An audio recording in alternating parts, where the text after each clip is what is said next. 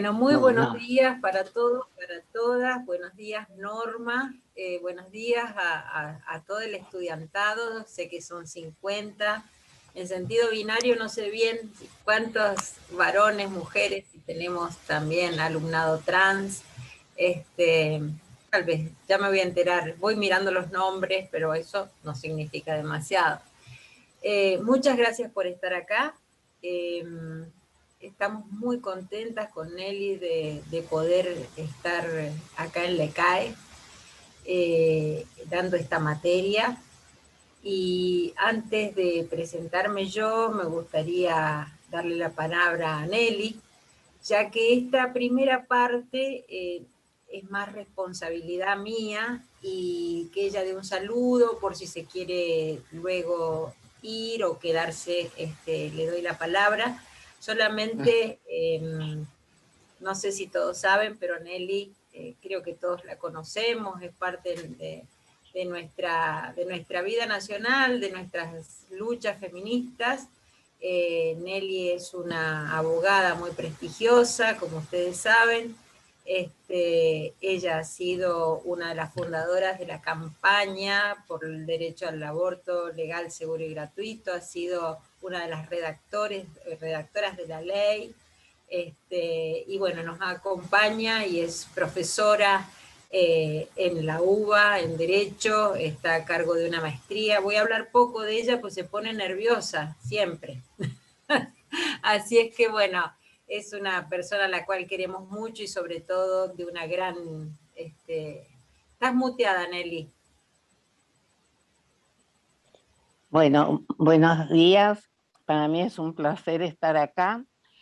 Por ahí efectivamente, porque justo hoy se inaugura en París un seminario, un congreso muy importante que se promovió justamente para que la sociedad civil tenga mayor influencia en Naciones Unidas. O sea, se ha hecho un seminario especial, comenzó en México. Ustedes saben que todos los años, para el 8 de marzo, Naciones Unidas hace una actividad especial que tiene que ver con una convocatoria a los gobiernos, pero también con participación de las ONG. Como esta participación había sido opacada en estos últimos tiempos, bueno, México y Francia ofrecieron sus sedes para hacer dos encuentros, uno que ya se hizo en México hace unos meses y otro que se inaugura hoy en París. Justamente estaba invitado para la inauguración el presidente argentino por el presidente francés Macron. Hoy vi en el diario que Fernández, en una actitud que me gustó, lo digo honestamente, dijo que no va a ir, que no es momento para viajar y ir a París. Estaba invitado, y justo la inauguración es hoy a las 11. O sea que por ahí 11 y pico, me retiro un minuto para participar. Les quiero señalar que espero que podamos intercambiar. Me interesa mucho qué piensan ustedes. No estamos ya, después por ahí me pongo a hablar y hablo corrido, pero me encantaría que hagamos algo más interactuado, porque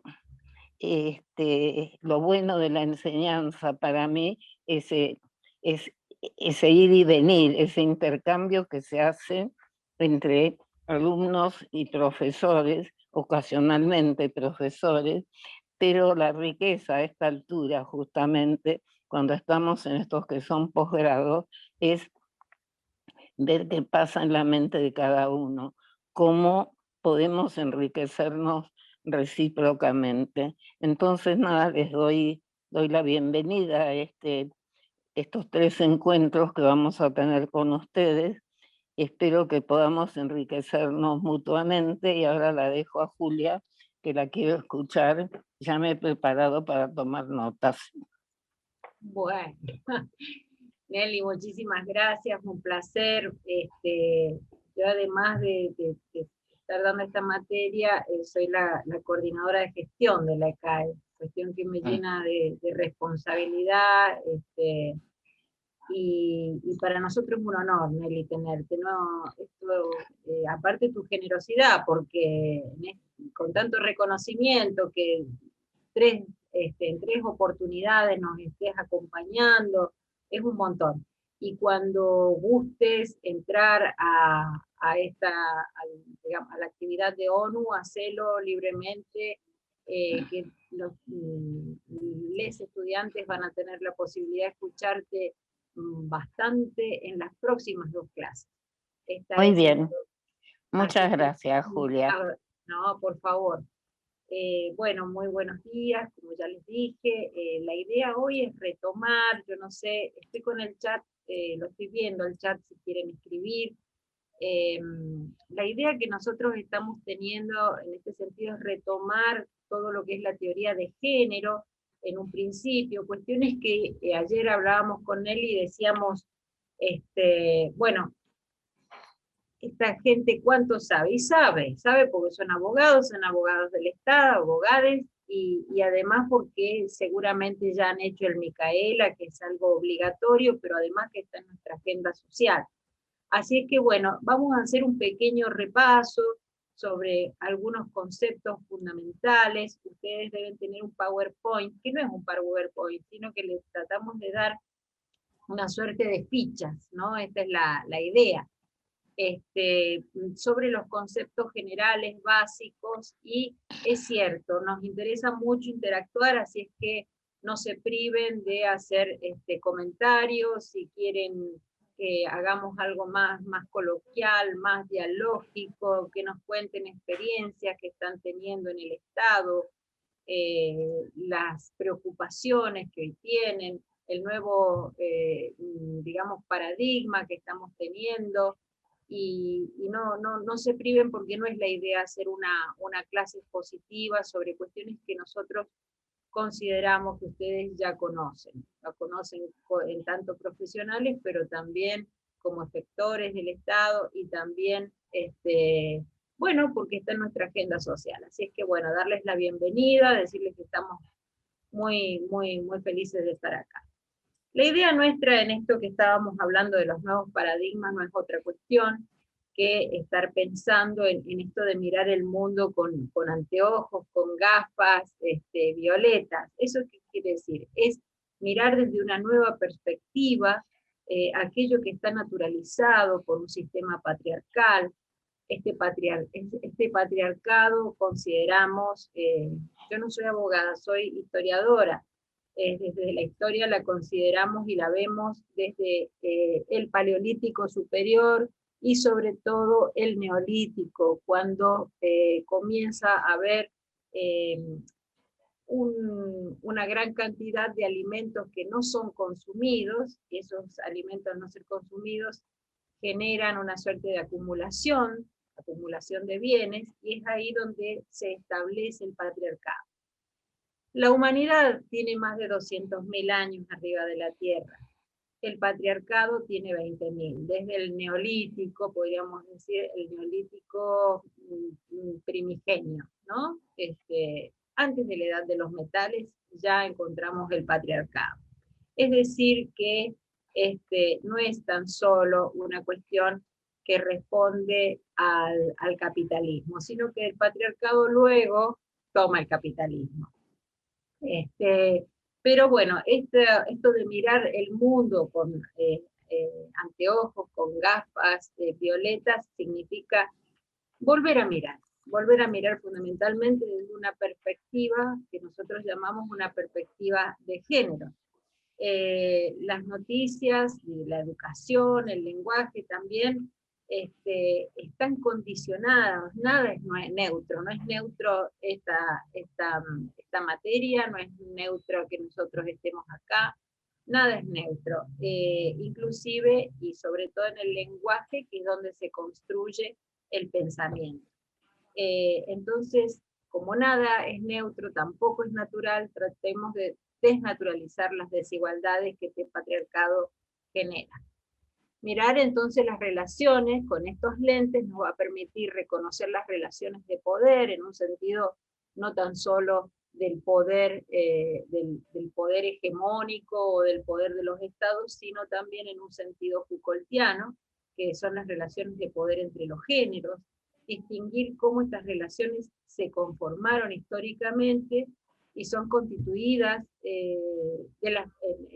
muy constitutivas de las personas. Y por último, observar cómo atraviesan y constituyen el entramado social y se cruzan con otras relaciones sociales, es decir, lo que nosotros solemos decir que hay una interseccionalidad. No es lo mismo ser mujer que ser mujer de una determinada clase social, una etnia, con una determinada edad, con una determinada orientación sexual. Entonces la perspectiva de género distingue con mucha claridad, echa luz sobre lo que históricamente han sido las mujeres y el lugar que hemos tenido en estas relaciones sociales y los grupos LGBT o aquellos que simplemente no son hegemónicos. Es decir, el patriarcado no tan solo atenta contra las mujeres cis o las mujeres en este sentido, sino con todo aquello que no sea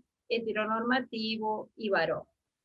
Bueno, este mundo observado con estos anteojos que una vez que uno se los pone, no se los puede sacar más, ¿no? Una vez que uno abre los ojos a la desigualdad, se da cuenta de aquello que estaba naturalizado. ¿Qué nos permite? Nos permite criticar algunas cuestiones, como por ejemplo el esencialismo, que es algo que tanto trabaja Paul Preciado, que yo les recomiendo leerlo, el biologicismo, a ver si somos mujeres, nacemos con vagina, nos tenemos que comportar de una determinada manera, el universalismo, la lógica binaria también, o somos varones o somos mujeres, como si no hubiera otra opción, y por supuesto, una lógica que es la de las jerarquías, la condición subordinada que tenemos la mujer.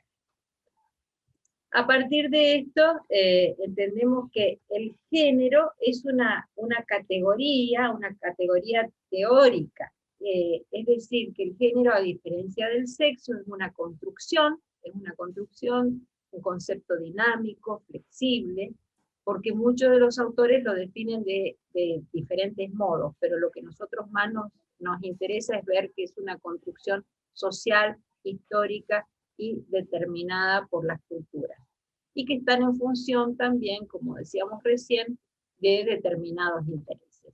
Por ejemplo, la necesidad que tuvo en el siglo XIX, uno de los más injustos que tuvo para las mujeres, fue la conformación de este hogar y de poder garantizar dónde iban a ir esos bienes, esas riquezas dentro de las familias, y que era en la cuestión de la herencia.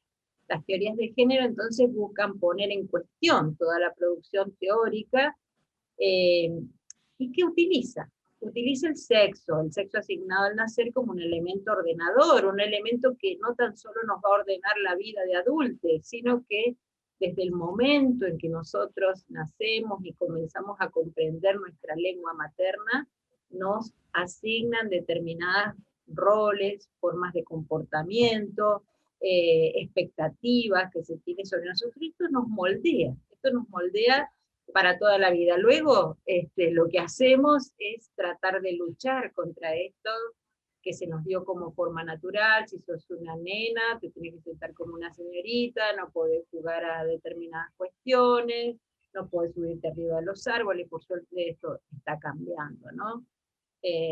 Pero después es una lucha permanente. Yo voy a traer a Preciado otra vez, porque dice: he luchado toda mi vida, soy una persona disidente de lo binario, disidente de lo sexual, pero no me puedo sacar mi nombre Beatriz, porque he luchado toda la vida, pero Beatriz también me constituye. A lo que voy con esto es que en realidad es un parteaguas la cultura, y esta cultura está dada desde nuestro nacimiento.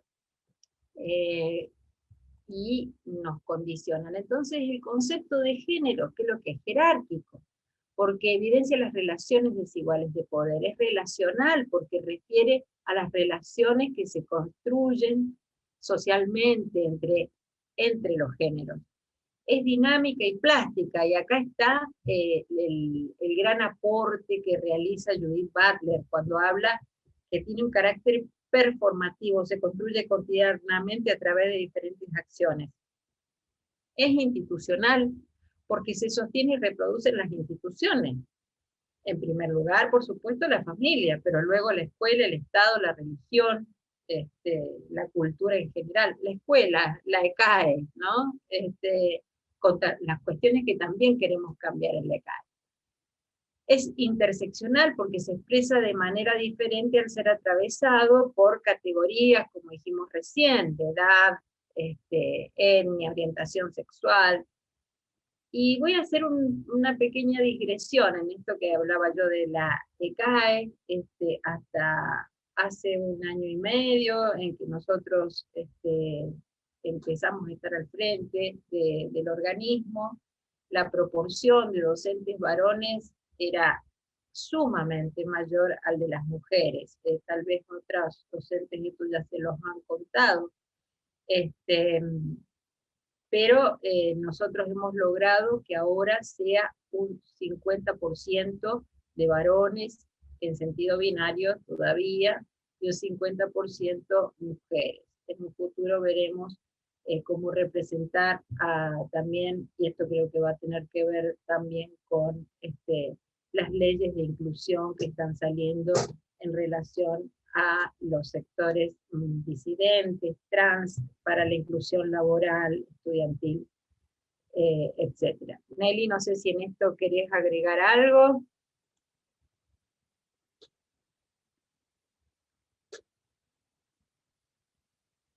Estás muteada, Nelly.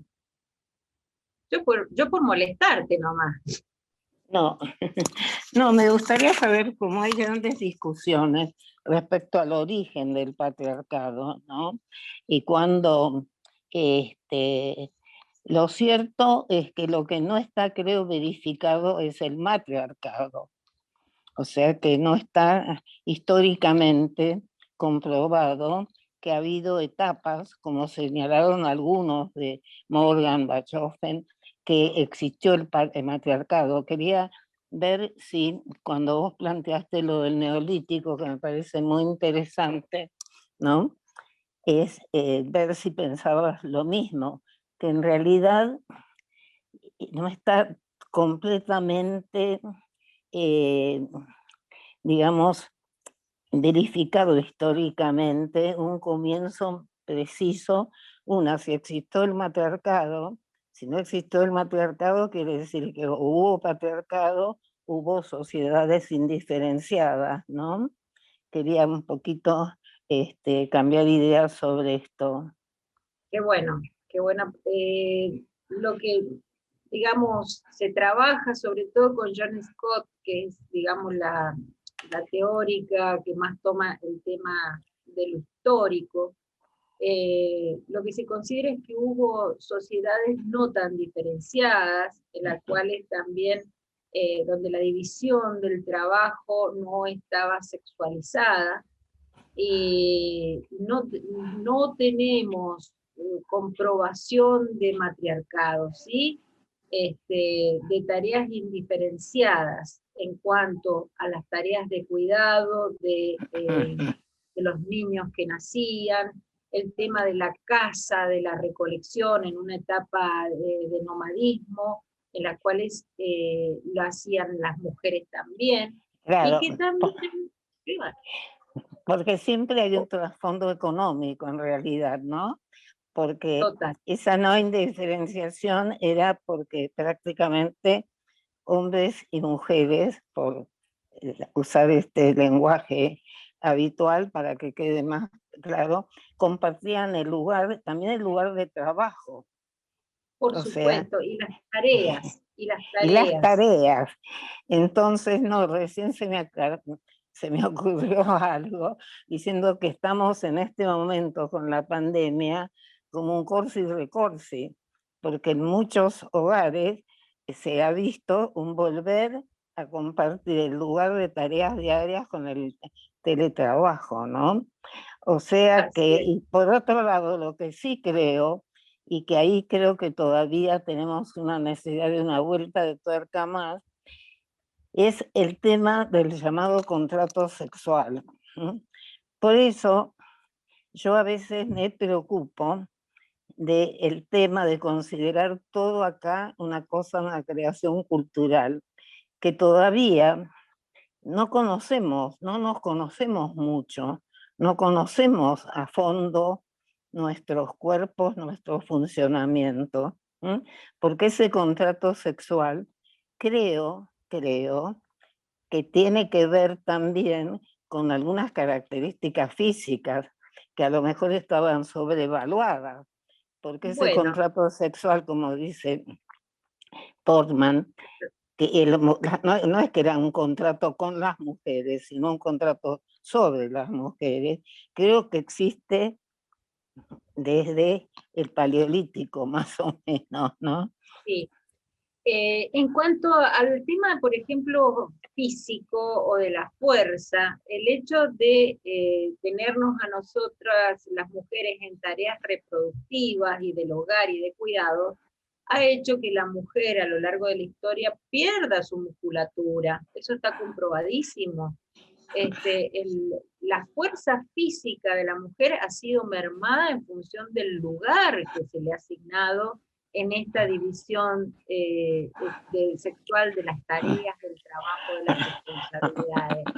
No solamente, perdona la interrupción, no No, solamente mejor, una disminución, sino también se han ocultado facultades especiales. Por ejemplo, ya en este momento no recuerdo bien en qué grupos culturales, sociales, históricos, las mujeres tienen una habilidad muy especial para la pesca, digamos, y para la pesca submarina, o sea, submarina, digamos, bajo el agua, y que entonces por ahí eran las proveedoras fundamentales en determinadas sociedades de los alimentos, ¿no? así es, en el tema de la pesca y también en algunas estrategias de caza, cuando los animales eran mayores digamos, a las fuerzas físicas de la humanidad, las estrategias de caza, como por ejemplo hacer pozos para que el animal cayera y luego ahí fuera faenado, fuera sacrificado, bueno, sacrificado, fuera matado. También se sabe que estas tareas eran hechas, digamos, eran diseñadas por mujeres. Esto es así. Después, por supuesto, y en la medida que las sociedades avanzaron, nos volvimos más consumidores que productores, las fuerzas físicas de la mujer han sido, por supuesto, mermadas. Y dijiste otra cuestión que tenía algo para decir, pero no me acuerdo qué es, pero eh, es todo, perdón, era el tema del contrato sexual, que en realidad Carol Feynman lo toma y lo dice en forma grotesca e irónica, nunca hubo contrato. En primer lugar, lo que se hizo fue administrar estos recursos que proveían las mujeres, pero no hubo un contrato como tal. Eh, Esto realmente es para poner en cuestión y ver que lo que se ha hecho no era entre pares, un contrato vos lo podés Claro, hacer bueno, mejor que por yo. eso por eso dice que en ese contrato, el objeto del contrato, esa transacción, el objeto eran las mujeres. Es un contrato sexual entre pares, los hombres, digamos, el sector patriarcal. Claro, Pero es, la mujer no es contratante, la mujer es el no, objeto es del contrato. objeto, claro. Claro, Pero es un exactamente. elemento interesante porque miren ustedes que subsiste hasta ahora la mujer como víctima de situaciones políticas que generalmente no han sido partes tampoco. El último ejemplo es Colombia, muy cercano, donde de nuevo todos los conflictos bélicos terminan con el castigo a las mujeres con la violación. ¿eh? Uno de los informes que traen de Colombia, más y se han denunciado en Naciones Unidas, es que las mujeres, una vez más, ¿eh? por el aparato militar o paramilitar, fue objeto de violación. El O terrorismo. sea, no, sí, pero no solamente privación de la libertad, no solamente tortura, sino ese plus que es la violación, como la agresión más, digamos, profunda, más, ya que es una agresión a todas las mujeres, diría yo, ¿no? O a todas las LGBT, o sea, a todas las minorías. Exacto, Se ha bueno, tomado y en como símbolo. exactamente, y también en la comunidad de historiadores argentinos nosotros reconocemos que los primeros desaparecidas en realidad fueron las mujeres secuestradas durante las guerras entre las comunidades indígenas, aborígenes y el Ejército Nacional de Mitre. Este, que tanto se ha escrito al respecto, pero que eran secuestradas, llevadas, muchas de ellas no han querido, que son las famosas cautivas, muchas no querían volver porque el solo hecho de haber sido secuestradas por uno u otro bando, generalmente se habla de las poblaciones indígenas que secuestraban mujeres blancas, pero en realidad también sucedió que se secuestraban mujeres indígenas y que veían mancillado su nombre, su honor. Muchas de ellas lo que intentaban hacer era no volver, no volver, y dejando hijos. Que cuando el otro día yo escuchaba a Betancourt, que Betancourt estuvo también secuestrada por las FARC, pero también lo mismo ha sucedido de parte del sector paramilitar, colombiano, ella dejó un hijo ahí en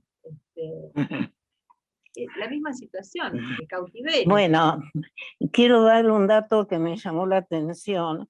No sé si nos pueden seguir, porque si prefieren, no, porque eso tiene que haber sido tan masivo en la conquista famosa, entre comillas, del desierto, que el otro día leí un estudio que han hecho antropólogos en un estudio interdisciplinario, que el 57% de la población argentina, digamos, desde el punto de vista que se selecciona para ver ya cuántas generaciones tienen características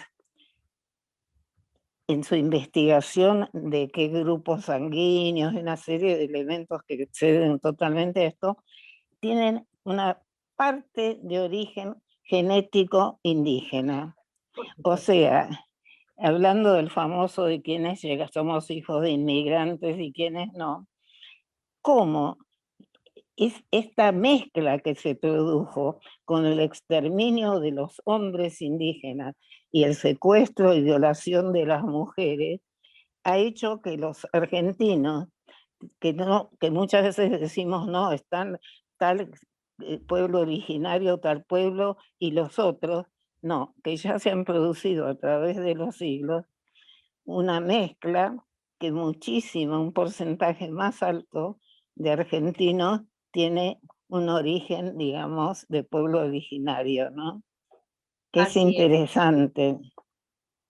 Y ni hablar de la cantidad de población afrodescendiente también que hemos tenido en nuestro país, producto de la esclavitud. Un censo en la provincia de Mendoza de 1806 da como resultado que eran censos que no eran como los de ahora, se censaba menos. Habían más de 6.500 personas afrodescendientes. Tenemos una pregunta, alguien quiere hacer una pregunta, dice, me gustaría hacer un aporte, Guadalupe, García. Sí, buen día, ¿qué tal?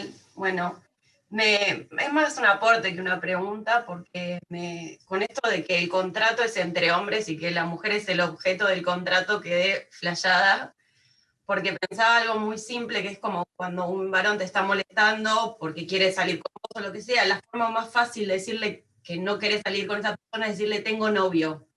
Y recién hacía como el nexo, que es claro, porque estoy en otro contrato, soy objeto jurídico de otra persona y bueno, respetamos entre todos que soy propiedad de aquel. Y después, volviendo a esto de las violaciones... Muy interesante la observación, ¿eh? Me quedé muy traumada cuando iba a la secundaria, porque en primer año teníamos latín, y veíamos la historia de Roma, y nos contaron dos cosas. Primero, el rapto de las Sabinas como acto fundacional de Roma, ¿no? Y que era como la civilización que estábamos mirando, porque obviamente aprendíamos latín, griego, y eran como esto, nosotros venimos de ahí. Y éramos, nada, la mitad de la clase chicas y la mitad chicos, pero como que era algo del pasado, de cómo enseñaban latín en el pasado, y nunca entendí por qué nos contaban eso, ¿no? Y bueno, la gracia era que justamente habían embarazado a toda la población. Claro. Y después nos habían hecho leer otro texto, que era La Metamorfosis de Ovidio, que es un libro también muy flashero, donde es una violación constante a las mujeres, y Europa se forma porque Europa está escapando de un dios que la quiere violar, el laurel viene porque otra vez Diana se quiere escapar de los dioses que la quieren violar y se transforma en un árbol. Y esto a los 13 años, como que yo recién en la facultad, o ahora mismo lo puedo como reinterpretar de qué es esta información que claro. chica.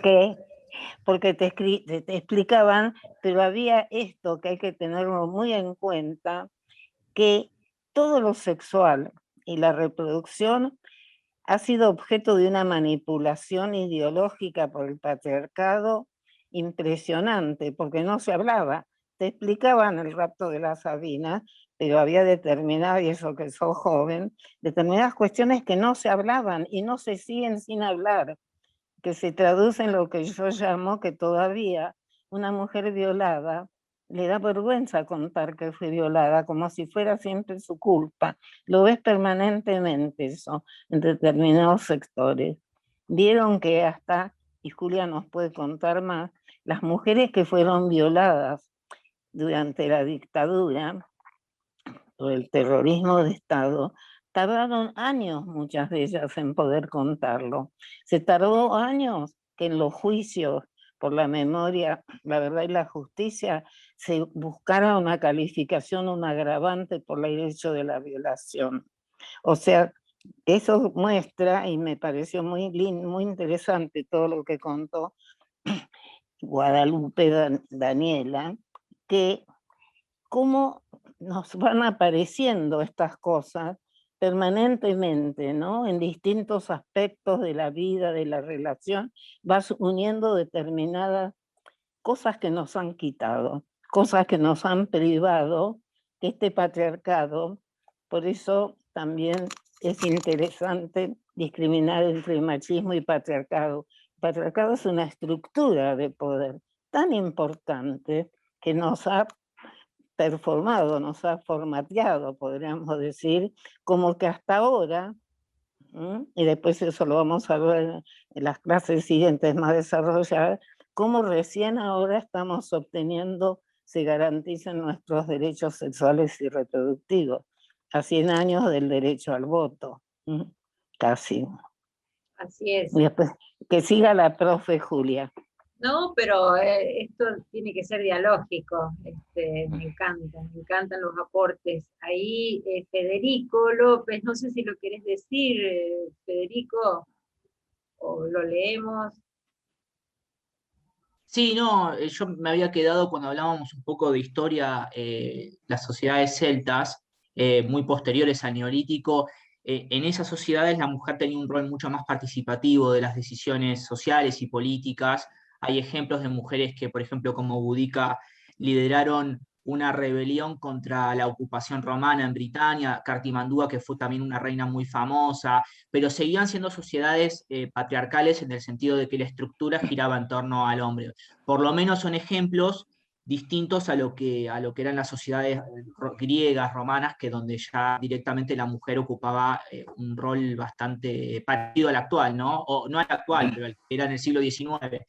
Sí, en cuanto a movilidad, más allá Sí. que era patriarcal en el sentido que quien mandaba era el varón, pero lo Mandaba que... el varón y digamos, Claro, también es cierto que son excepciones, en las sociedades germánicas también eran muy importantes algunas cuestiones, pero seguían siendo los hombres los que dominaban obviamente la escena política y bueno, digamos, las decisiones. Bueno, exactamente, Federico. es que hay algunas, por ejemplo, Pizan es una mujer del siglo XIV, creo, que escribió ya en Italia por los derechos de las mujeres.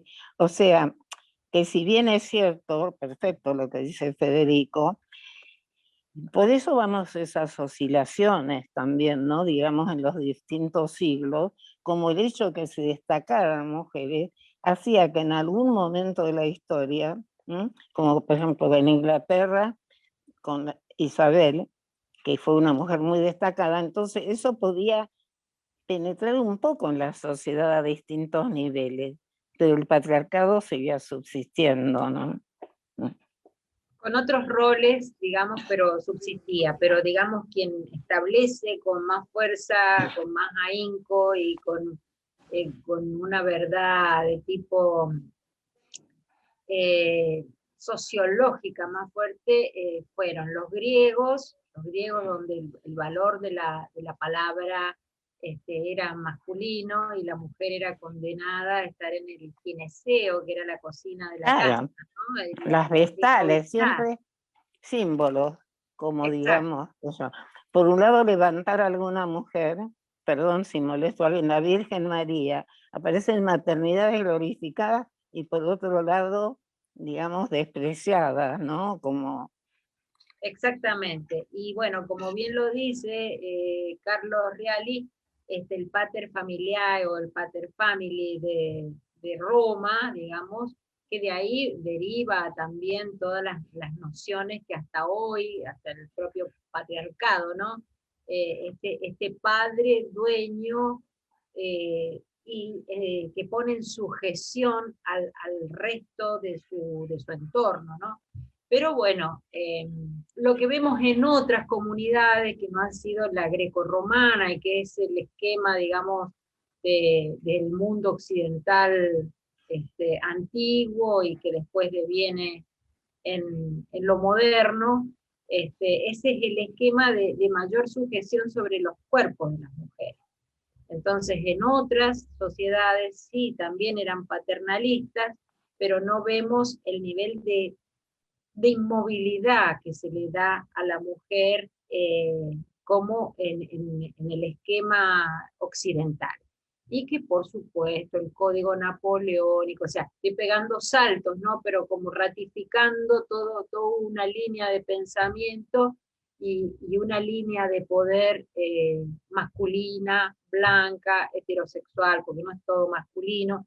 Y hay algo que aclarar también, no, aclarar no, decir, porque ustedes ya lo saben. Eh, el patriarcado es ejercido por varones y por mujeres. O sea, no tan solo lo ejercen los varones blancos heterosexuales, también lo ejercen, y hay una masculinización a veces de las mujeres para poder ejercer el poder y sentirse reconocidas. Yo no sé si esto lo comparten, pero muchas mujeres se comportan como varones, como varones patriarcales, violentos, como una forma de ejercicio del poder. Bueno, también les quería contar sobre algunas autoras, pero brevemente.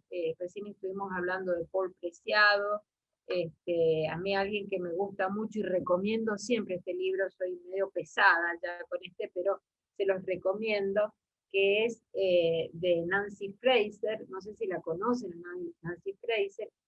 Ha hecho junto a otras dos autoras, Cynthia Arruza y Kiki Bhattacharya, han hecho un manifiesto, así como tratando de emular el manifiesto comunista, pero es el manifiesto feminista.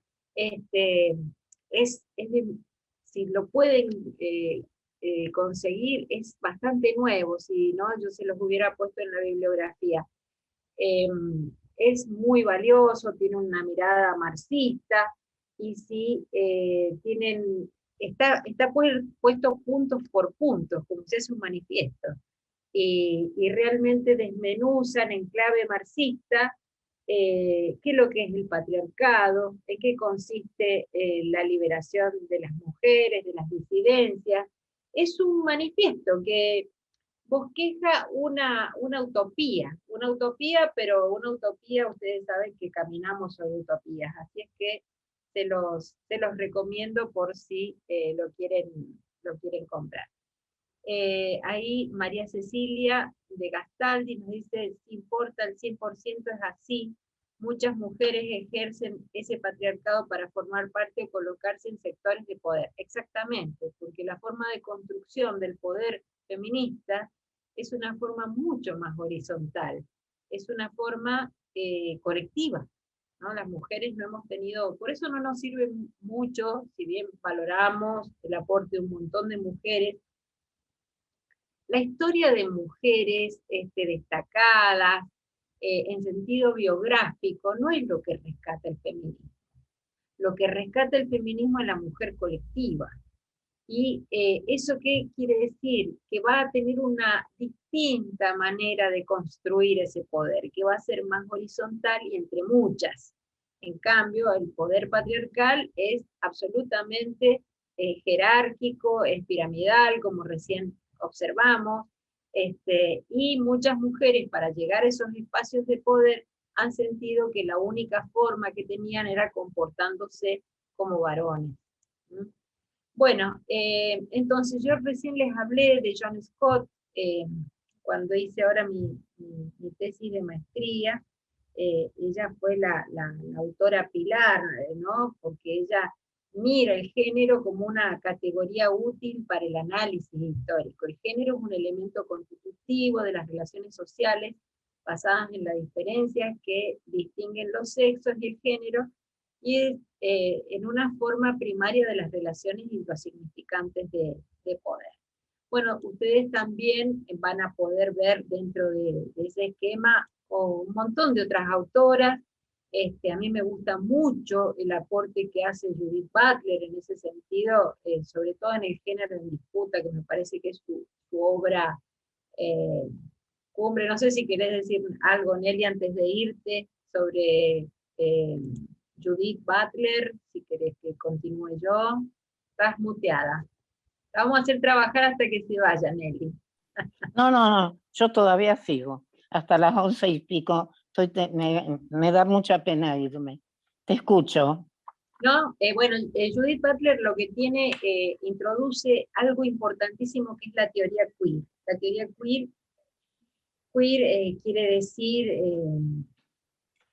a ver, no sé si soy precisa, pero es lo que está por afuera, lo que es desvalorizado, y la teoría queer lo que hace es ya tomarla, pero para valorizar. Ustedes habrán escuchado algunas veces que las personas de la diversidad sexual hablan de sí mismas como la marica, la torta, se toma aquello que fue peyorativo para ponerlo nuevamente en valor.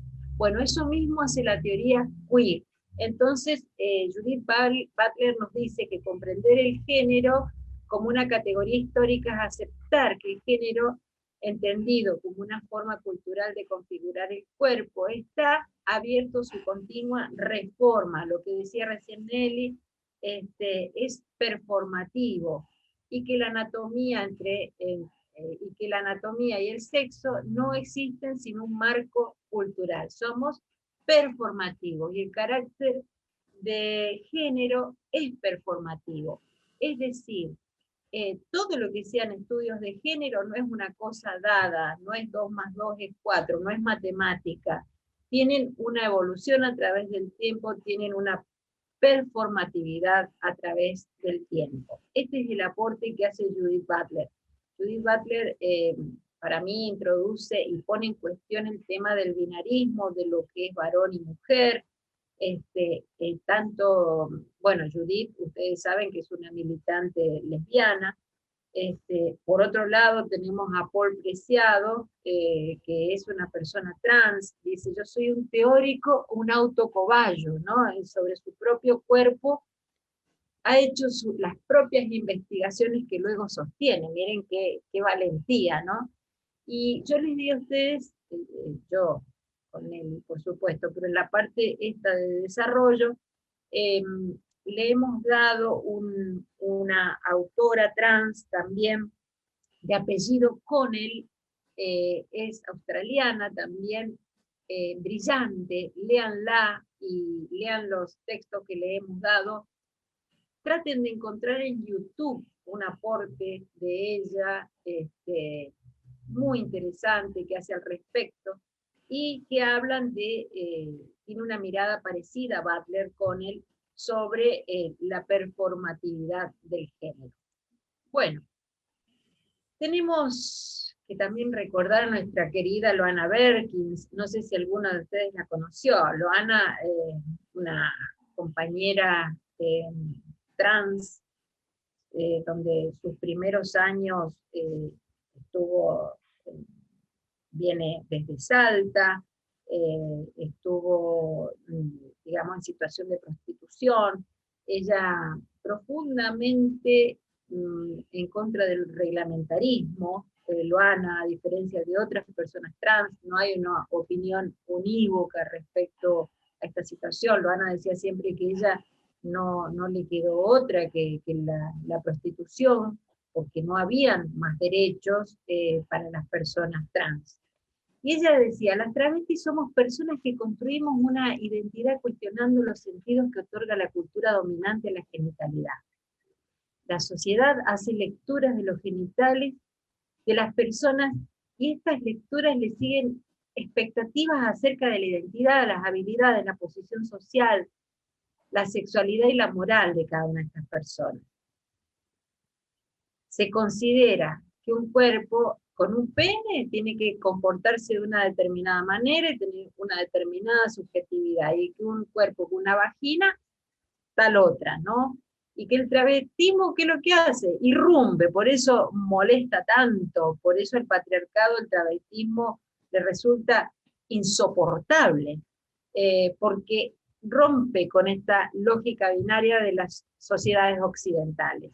Y a partir de ello se produce un gran desbarajuste sobre aquello que hemos sido sometidas como personas. Me parece muy valioso el aporte de Loana, que no dudó desde un primer momento, Nelly se debe acordar, en sumarse a lo que fueron los encuentros nacionales de mujeres, tener una postura muy rica y que aportó tanto al feminismo de la segunda ola, que fue la que inició digamos, toda esta movida. ¿Sí, Nelly? No sé si quieres decir algo. No, estoy escuchando. Bueno, y otro fue Mauro Cabral, que dice, a mí me sería mucho más fácil decir soy varón, soy mujer, pero no puedo, no soy eso, no soy un varón tipo, no soy una mujer tipo. Entonces, podría ser, y que las cosas fueran de otra manera, pero ese no soy yo. Y estos sectores trans irrumpen en la escena, inclusive del propio feminismo, como íbamos diciendo. Ahora, Vamos a hacer una perdóname. breve...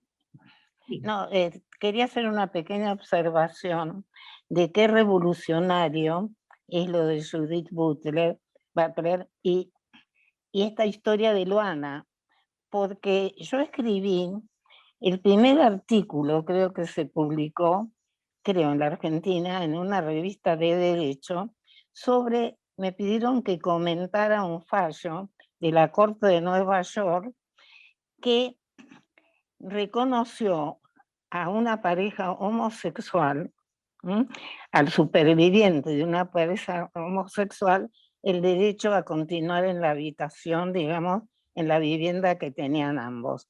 Que fue en esa época, que debe haber sido fines del siglo pasado, no creo que por ahí tengo guardado el ejemplar, Era una revista jurídica que se llamaba No hay derecho, que era un poco de avanzada. Y era revolucionario en ese momento hablar de homosexualidad. ¿Mm? ¿Mm? ¿Y de qué O año nos sea, estás hablando, Nelly? yo la tengo que buscar, yo creo que fue Pero aproximadamente. 1990 y pico, debe ser. ¿Mm?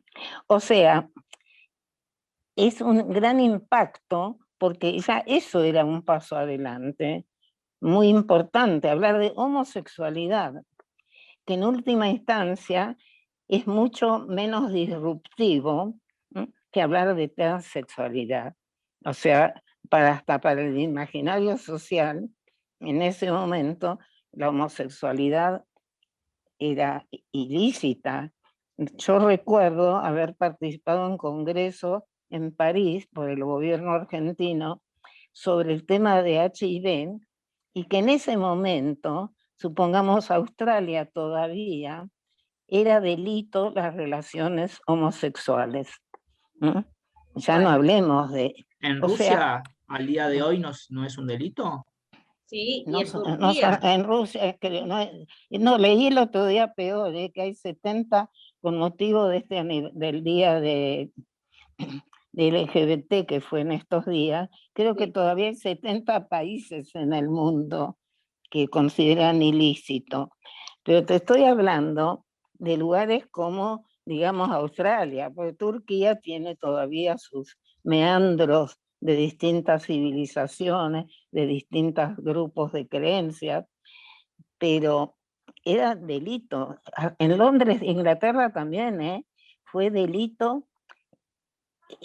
Se liberó, digamos, si la relación era con mayores de edad, pero si había involucrado un menor de edad, creo que hasta fines del siglo pasado era delito.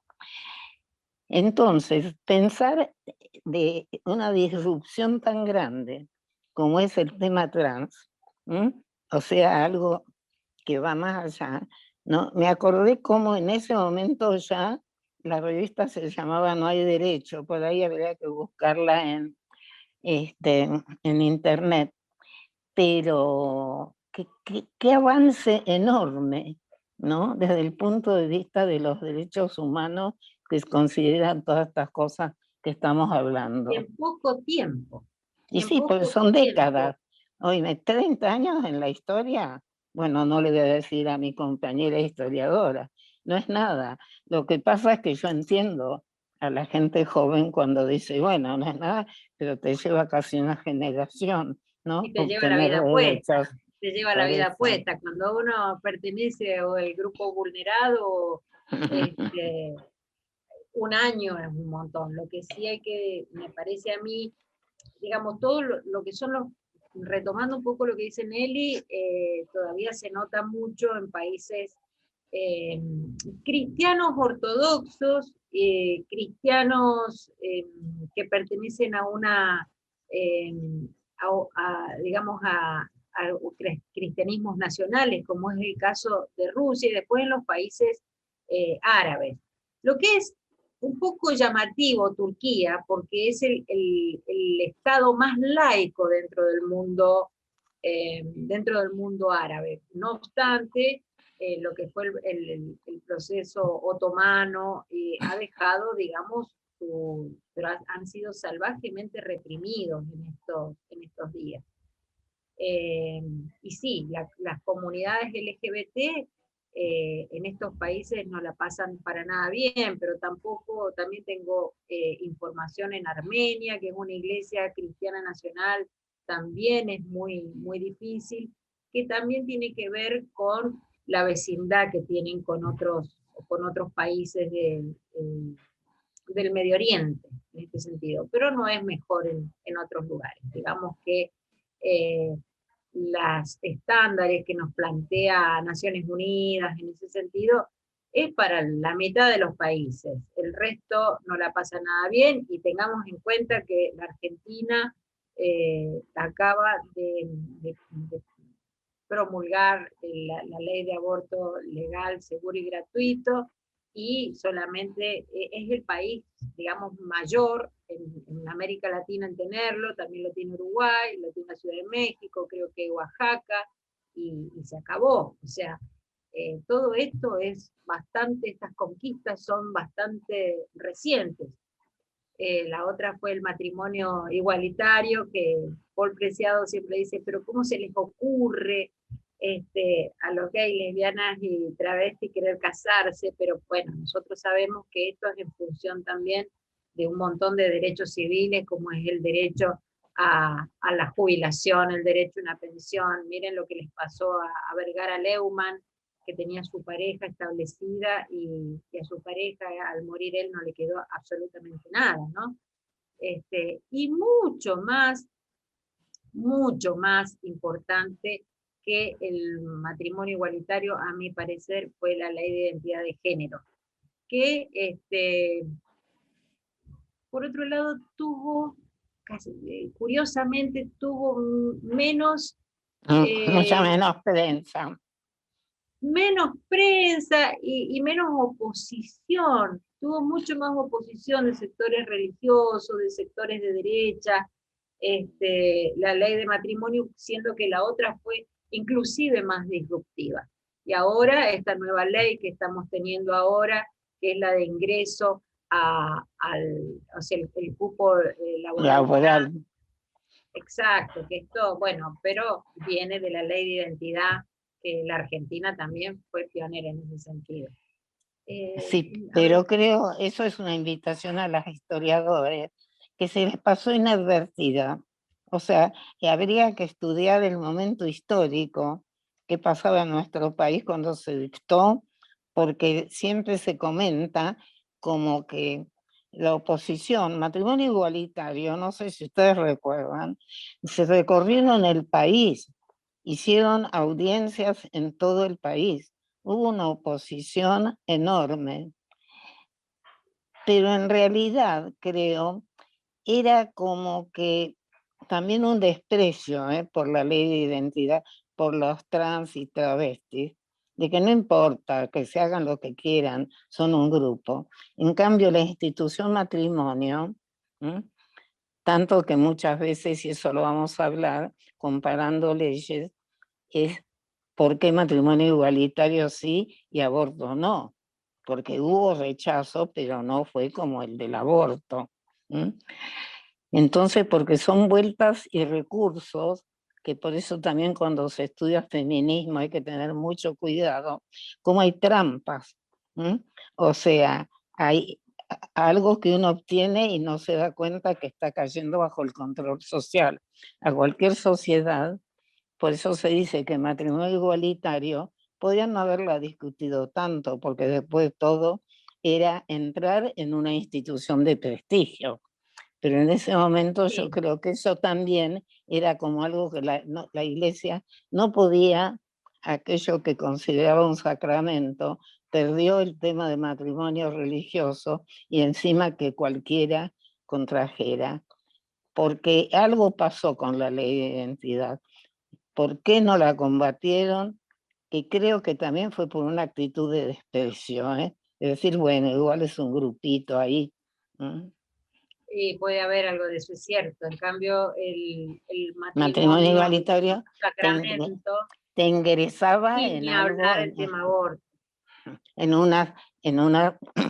en una institución, digamos, de prestigio que he valorado, y es uno, digamos, la indisolubilidad del matrimonio, una serie de calificaciones que lo hacen como un elemento muy esencial para la Iglesia y para varias iglesias, ¿no? No solamente la católica.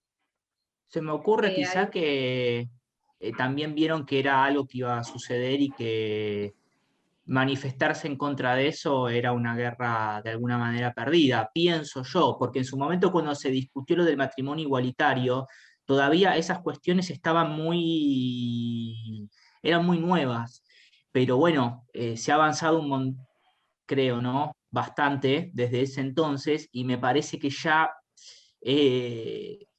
tratar de sostener esas ideas es un poco ir en contra de la marea. Pero más Más María que la Mira, María Verde. cuando están tan politizadas, después, obviamente, en el fuero interno o en discusiones no tan de público conocimiento es otra cuestión. O sea, acá no estoy diciendo respecto a cómo estos estereotipos, estas ideas que todavía están en la sociedad, pero digo, cuando son temas tan politizados y mediatizados, ya me parece que de alguna manera se cuidan más. Ahí Paloma Quirós quiere decirnos algo. Paloma. Bueno, hola, buenos días. Respecto a lo que es divorcio y aborto, primero que el aborto es como, o sea, igual iba a suceder lo mismo que sucede con el divorcio. O sea, si la gente se quería divorciar, de alguna u otra forma se iba a divorciar. Y creo que es que es una crítica constructiva o que yo todo el tiempo y desde que soy estudiante o un poco más avanzada la carrera, yo ya me recibí, pero creo que es parte de lo que nos falta a nuestra enseñanza dentro de la facultad.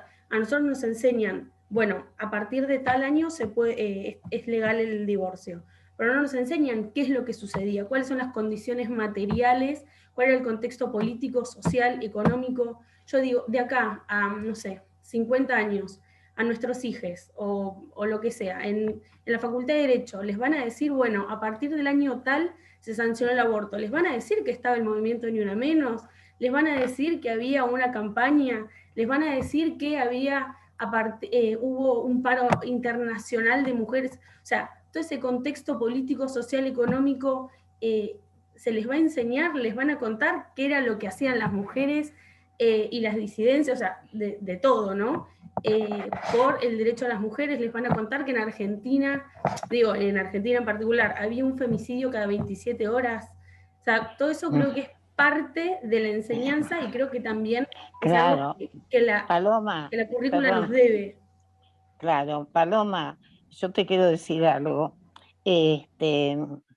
porque se enseña muy mal, oíme, en Derecho de Familia, que yo fui profesora muchos años en la facultad, ahora soy consulta, nadie enseñaba la Convención de los Derechos del Niño, nadie enseñaba la CEDAW. No te estoy hablando ya de historia, como vos decís, que me parece indispensable, porque si no aparece que las leyes las dictan 4 señores, y digo deliberadamente señores, en masculino nada más, porque ese día son mejores, se levantaron y dijeron, hoy mejor voy a hacer algo. Hay que cambiar las currículas. No puede ser. A mí muchas veces me gratifica enormemente que me encuentro con muchísimos exalumnos y se ríen porque me dicen, usted decía las cosas que no decía nadie. O hace poco me llamaron de una dependencia del gobierno para decirme, a ver si a vos que siempre se te ocurría antes que a los otros hablar de algunas cosas. No es que es cuando estás, digamos, querés hablar de un derecho crítico, de un derecho real, y sacar al derecho de los papeles, tenés que, o sea, que tu reclamo es muy válido y hay que ir y propiciar, porque tiene que ser otra la enseñanza. Yo me acuerdo que di el primer de estos, ¿cómo se llaman? Los CPO, sobre la Convención de los Derechos del Niño. Suponete después de años que ya estaba ratificada. ¿Cómo se explica que en la Facultad de Derecho no se daban CPO de ese tipo? Lo que pasa es que también tenemos que entender qué fue la facultad y qué es hoy en día. Cuando yo estudié, está bien que yo ya estoy para el museo, no por cualidades, sino por la edad,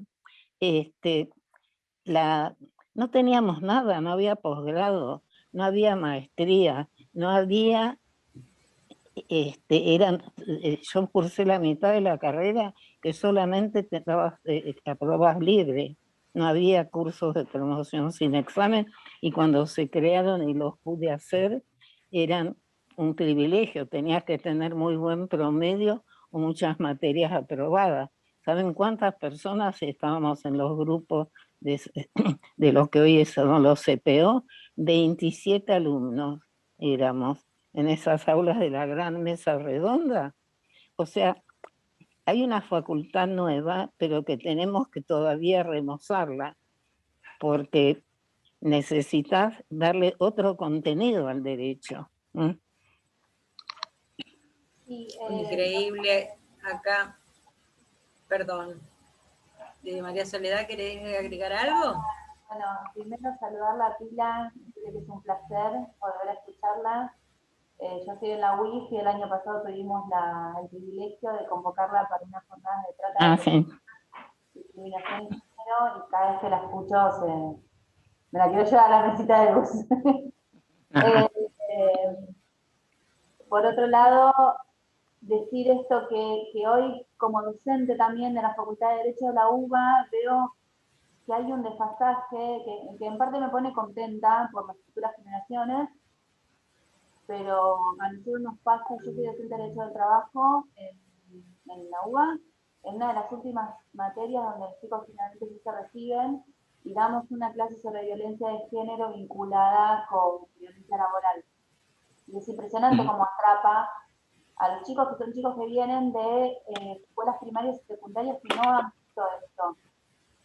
¿Y por qué digo que me pone contento el cambio? Porque sí hoy lo veo reflejado en mis hijos, que tienen 6 y 10 años, que hoy en los colegios primarios está muy arraigado este tema.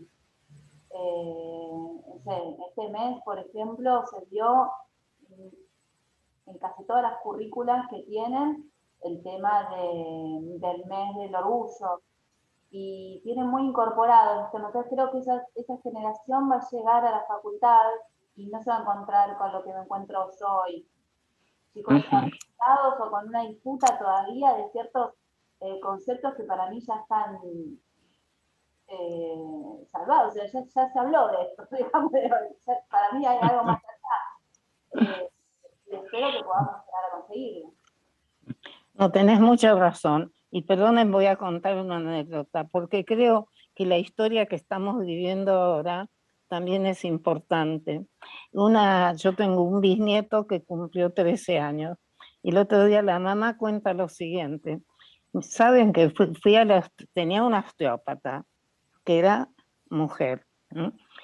Entonces dice que esas persona trans le dice a la mamá, estaba el nene también, el chico, le dice, bueno, les quiero avisar que yo ya no soy María, pongámosle, soy Mario. De ahora en adelante vamos. Entonces, cuando llegan a la casa, la madre le cuenta al padre del nene, mira lo que pasó. Y todos lo miran al niño, a Tomás, para ver. Dice, sí, dice, ¿por qué me tenía que llamar la atención? Para mí era algo muy natural. O sea, la reacción distinta o muchas anécdotas que se cuentan en la escuela antes. Pensar qué le iba a pasar a un niño cuando le pregunten si tenía 2 mamás en cambio de 2 papás. Entonces, esta aceptación lenta dentro de la escolaridad va a cambiar muchas cosas. O sea, aquello que para nosotros era emocionalmente un choque, no es lo mismo lo que me pasó a mí, que por X circunstancias tenía una cabeza más amplia, digamos, de aceptar y de respetar a los otros, como los querramos llamar, pero creo que es muy interesante esta, o sea, me congratula porque sus hijos seguramente por ahí van a una escuela pública, este pibe va a una escuela privada, pero que tienen cierta apertura. Muy bien, y creo que somos parte de los que hoy estamos transcurriendo esto. Yo sí creo y quiero pensar que el día de mañana se les va a enseñar a los chicos que en el 2018 hubo un debate en la Cámara de Diputados, que empezó en el 2020, que en el 2020 Argentina logró la ley de interrupción legal del embarazo, que hubo un movimiento en Argentina de feminismo. Creo que sí se le va a enseñar y que se les está enseñando hoy, y creo que somos parte de la historia, que estamos cambiando la cultura argentina y mundial. claro que sí, y a mí me parece muy bien el aporte, pero también tener en cuenta que estos son embates, estos son disputas, como es una ley, como ha sido toda la ley de reconocimiento de derechos, pero también es una disputa dentro de lo que es la currícula escolar. Yo hablo un poco sobre lo que conozco, lo que ha sido la disputa con sectores más conservadores para la enseñanza de la historia en la escuela primaria, en el nivel medio. Tenemos que tener una invitación, tanto abogados, docentes, quienes estén a cargo de la ECAE y quien fuera, a una revisión epistémica de aquello que se enseña, porque aquello que se enseña son los saberes socialmente útiles, y eso hace a que haya un cambio o no dentro de una sociedad. Y esos son embates, así es como fue un embate tremendo, cualquiera de las leyes, creo que la que fue el embate mayor fue la de aborto, donde hay fuerzas en pugna, digamos, porque si no, o sea, los chicos hoy en día, yo estuve mucho tiempo como directora de INADI, y habían ahí familias, digamos, marentales, habían familias, y los chicos no tenían historia, ninguna historia. Tengo 2 mamás, hoy me viene a buscar esta, mañana esta, se la presentaban a los amigos. Los chicos no tienen historia, los que tenemos historia somos quienes tenemos prejuicios, ¿no? El prejuicio como la base de la discriminación. Esto es fundamental analizarlo, pero también ver la importancia que tienen las activistas, los movimientos sociales, aquellos que golpean la puerta al Estado, en cualquiera de sus poderes, porque si no, parece que las cosas vienen dadas y las futuras generaciones van a ser mejores. Van a ser mejores porque hubo una lucha anterior y porque hay que complejizar esa historicidad. Y ahí la tomo a John Scott, que dice, miremoslo históricamente. Y mirar históricamente no es mirar en años para atrás, sino poder complejizarlo y ver cómo las fuerzas instituyentes logran una determinada cuestión a partir de un embate y que se lleva puesta la vida de mucha gente. Esto no es macana, esto es serio, acá está la vida de las personas en el medio, y también lo podemos hablar de los distintos grupos vulnerados, ¿no? Los afrodescendientes en nuestro país, las personas con discapacidad. Por eso digo, el patriarcado no es una cuestión que solo daña a las mujeres, daña a todo aquel que no sea lo heteronormativo, ¿no? Y que también el patriarcado puede ser ejercido por una mujer heteronormativa, o cualquier persona que se ponga ese saco.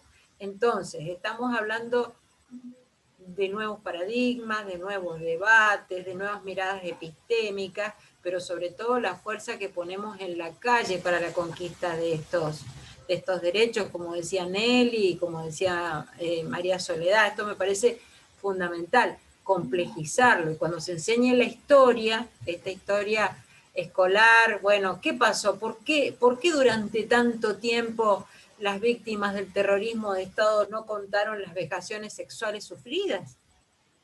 O sea, subyacía esta cuestión vergonzante, puesta en la víctima, no en el victimario. Son nuevas formas a volver a pensar. Por eso es importante, más que estar hablando sobre las distintas olas del feminismo, que cada uno de ustedes las puede ver. De todas maneras, tenemos críticas sobre cada una de esas críticas en el buen sentido. Y también quiero agregar algo que lo decía Nelly recién, es con la velocidad que ahora corren los cambios. Y las feministas hablan que estamos viviendo, ustedes saben que la primera ola fue la ola de las mujeres que luchaban por los derechos civiles, políticos, el derecho al voto, a ejercer el gerenciamiento de sus bienes, en las cuales encontramos a Alicia Moro de Justo y a tantas otras. La segunda ola, que es la de los 60, en la cual se pone en boga este concepto de lo personal es político, los derechos sexuales reproductivos, que Nancy Fraser dice, bueno, pero se comieron un poco, se olvidaron de ver la matriz que generaba todo esto, que era el capitalismo, ¿no? Pero bueno, de todas maneras los avances que hubieron con la segunda ola son enormes. La tercera ola, que es donde se incorporan todos los movimientos LGBT, la diversidad. Y ahora vengo a lo que dice Nelly, porque si no van a decir esta, ¿a dónde va?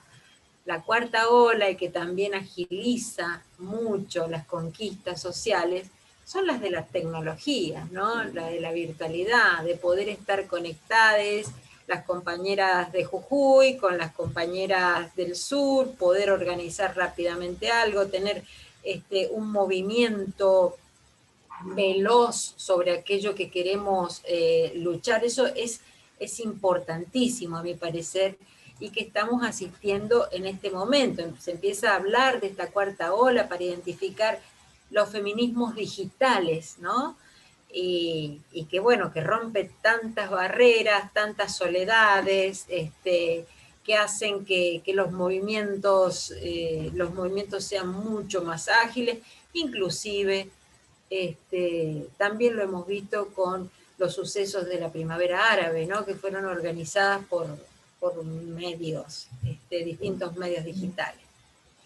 Bueno, no sé si les parece que siga, si quieren seguir conversando sobre este tema, o sea, los materiales están dados, pero sí me parece que está bueno que ver cómo nos centramos nosotras, nosotres, en estos nuevos feminismos, en una identidad latinoamericana. En este sentido me parece muy bueno todo el aporte que hace Lagarde en ese sentido.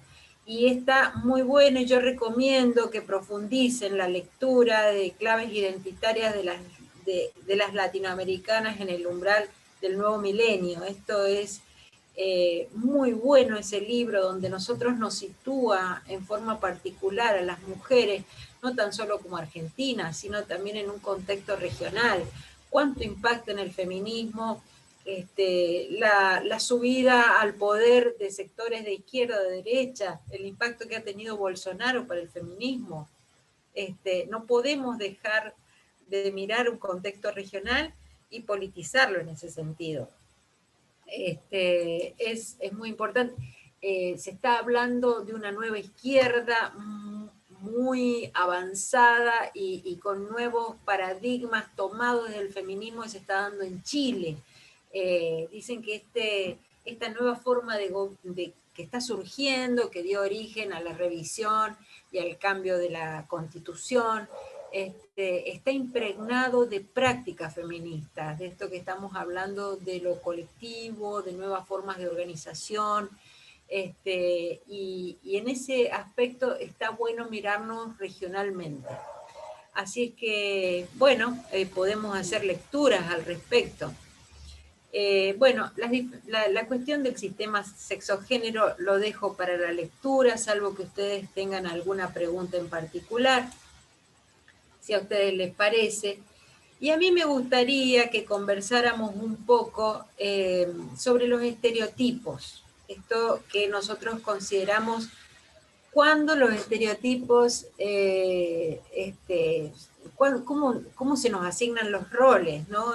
Estos roles condicionados por la cultura, aprendidos por cada una de las personas, que han sido que son susceptibles de transformación. Y hay en el slide, o filmina, como dice el presidente, 19, ustedes van a tener un link para ver un pequeño video que está, a mi parecer, muy bueno, y que eso me gustaría que lo conversáramos en la clase próxima. Así que ténganlo en cuenta. Bueno, estos estereotipos generan distintas consecuencias, y ya las hemos hablado. La maternidad como obligación me parece algo fundamental, pero mayor que eso, y algo a corregir en forma inmediata si queremos una sociedad más inclusiva, es parar con la violencia, parar con los femicidios, con la violencia doméstica, con la violencia institucional hacia las mujeres. Me parece que ese es el punto fundamental en el cual tenemos que trabajar. Si logramos parar la violencia, y por eso se han hecho algunas políticas públicas con esta perspectiva, como es la ley Micaela, que son cosas que son para conversar, para aprender, para desarmar estereotipos fundamentales. Por eso es que invitamos a la reflexión, al diálogo, en forma permanente. ¿Alguna pregunta? ¿Alguna cuestioncita? No. Bueno, continúa entonces. Digamos, el patriarcado tiene distintas formas, distintas maneras de comportarse, distintos dispositivos, como dicen autoras y autores. Uno es el androcentrismo, que es el valor que hay, el patriarcado se sostiene en este androcentrismo, que pone al varón cis como punto de partida, y como medida de todas las cosas, como algo a qué parecerse. Este mundo se construye desde esa mirada del varón cis, blanco, patriarcal, propietario, que son los mismos valores, no son otros que aquellos que desde la Revolución Francesa se plantea como noción de ciudadanía. El sexismo es otra de las formas. ¿Alguien quiere explicar lo que es el sexismo o qué entiende por el sexismo?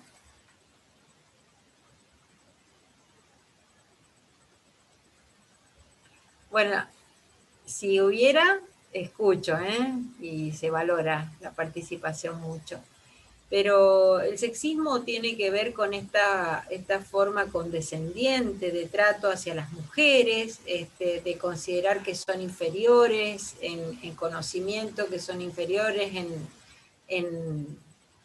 inclusive esto fue hecho desde la antropología, que su inteligencia era parecida a la de un gorila, así es que llegaba a veces, ¿no? Y esto, si bien ya no se dice en la actualidad, hay prácticas en ese sentido, que es cuando los varones dicen, te voy a explicar cómo se hace esto, vos que no entendés, y esto se naturaliza en el trato diario. Pucha, otra vez vos, rompiéndome los no sé qué, como el hombre que explica, el llamado mansplaining, dentro del feminismo o de la teoría feminista, y que hablan, que toman la palabra, que dan sentido a esas palabras, que se apoderan del discurso, y que tanto ha sido atendido esto desde la sociología, desde la antropología, como los dueños de verdad. Quien enuncia es el propietario de esa verdad. Bueno, esto es el sexismo, es una forma de nombrar, de poner en el otro, es el acompañante súper necesario, indispensable que tiene el patriarcado, porque funciona en base a esos estereotipos los cuales ya estuvimos conversando. Y la misoginia, que es el odio hacia las mujeres, el desprecio, es el rechazo de estos varones hacia las mujeres, hacia las identidades feminizadas, que esto es un poco lo que dijo Nelly en relación a la ley que operó dentro en tanto posibilidad en la ley de identidad de género, el desprecio al otro. O sea, si querés sacar la ley, total, ese grupete a mí no me interesa, no es valioso, en cuanto a una supuesta inferioridad biológica, una inferioridad moral y por supuesto intelectual, que es lo que estábamos hablando. Esto, como ustedes bien saben, opera a través de un sistema de sexo-género y en sentido binario. Bueno, ¿qué es la identidad de género? ¿Alguien quiere contar algo? ¿Qué se entiende por identidad de género? Silencio en la sala. A ver, acá dice. Primero la identidad no se construye como desde lo cultural, digamos, es lo que va... Quería hacer una reflexión porque venía escuchando y me quedé con algunas cosas que fueron opinando mis compañeras y algún compañero creo que también. La verdad que yo pensaba ayer, porque justamente estaba hablando con mi hija, tengo una hija que tiene 14, tengo una hija que tiene 7, para un colegio privado, católico, y estoy con un conflicto con el colegio por bueno, obviamente el apoyo de parte de Marty al aborto, la utilización del pañuelo y demás como una cuestión, pero reflexionaba desde el momento en que comenzó esto, desde el 2016, con este movimiento de Una Menos, esta causa de Mar del Plata y toda esta situación, a cómo yo a veces uno decía, no, hay la deconstrucción, y qué sé yo, y que uno a veces no lo procesa, ¿no? Y claro, y escuchaba cuando decían también, los chicos de ahora no es que van a ser mejores, sino que hay una lucha atrás. Sí, sin lugar a dudas que hay una lucha atrás, pero lo que nosotros, que somos más grandes, debemos aceptar, porque es una realidad y todavía estamos todos en un proceso más que deconstructivo, es que los chicos de ahora tienen otras enseñanzas, digamos, pero no solamente por parte del colegio. Digo, si nos podemos a pensar que el ESI es una cuestión transversal y se da una vez por una semana anual en los colegios de la provincia de Buenos Aires, por ejemplo, no es algo que... Pero esto que nosotros vamos evaluando, porque yo consideraba una cosa respecto del aborto en su momento, abogado, cuadrado, lo miraba bien positivista, y hasta que fui y me terminó enseñando mi hija, digamos, como el porqué, la cuestión de salud pública, un poco también que es una parte también, ¿no? Que esto de la disposición del cuerpo y varias cosas más. Entonces quería reflexionar que los chicos no solamente es que, más allá de esta lucha, digo que es una lucha que no viene del 2016, ¿no? Es una lucha histórica que viene de hace muchísimo tiempo. Este movimiento se crea en 2016 a partir de una situación lamentable por una causa de Mar del Plata, que luego devino en un fallo realmente lamentable de parte de un tribunal y cosas que han escrito en el marco de ese fallo que los que han tenido posibilidades de evaluarlo como abogados se han dado cuenta que era lamentable. Pero es diferente, y los más chicos aún distinto. Mi hija más chica tiene una compañera que se llamaba de una manera y ahora percibe llamarse de otra manera, y es totalmente normal, está totalmente naturalizado. Los padres están horrorizados y los nenes es como que nada.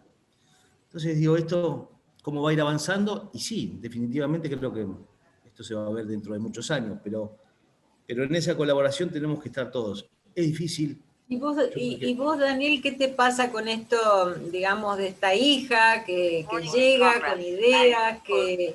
No, y yo aprendo mucho porque desde que uno piensa... Nelly, si podés mutearte. No, y es que uno va aprendiendo con todos los días, digamos. ¿Qué pasó en tu caso?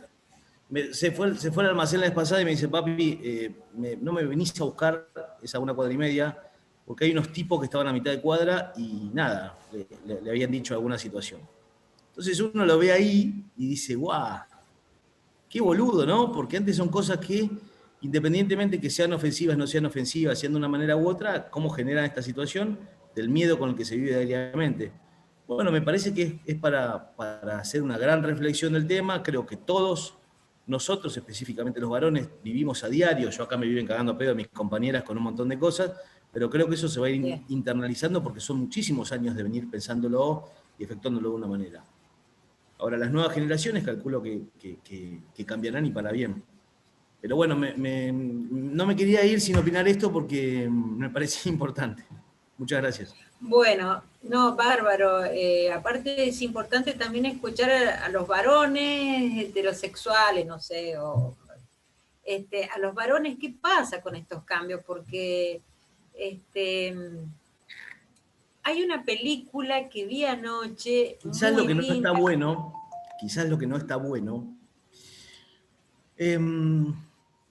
hay una compañera que que es muy valiosa en el movimiento del feminismo, que se llama Dora Barranco, que es muy clara cuando habla y explica muchísimas cosas. Yo lo que no coincido es en ese punitivismo o en esa cuestión de generar la grieta en el marco de los géneros y esa cuestión de que a veces se ha visto perdón, desde la ignorancia lo planteo, no sé si es así específicamente, pero dice como odio al macho, creo que hay un Pero sector no es unívoco, ¿eh? No, pero por eso le digo, pero espere. No es unívoco, esto como sin hacer ninguna alusión a ninguna cuestión política, pero digo, usted vio que en el marco del peronismo hay muchos peronismos, ¿no? Porque hay muchas personas que dicen ser peronistas y cada uno tiene una visión diferente del peronismo. Yo creo que esto sucede también en el feminismo.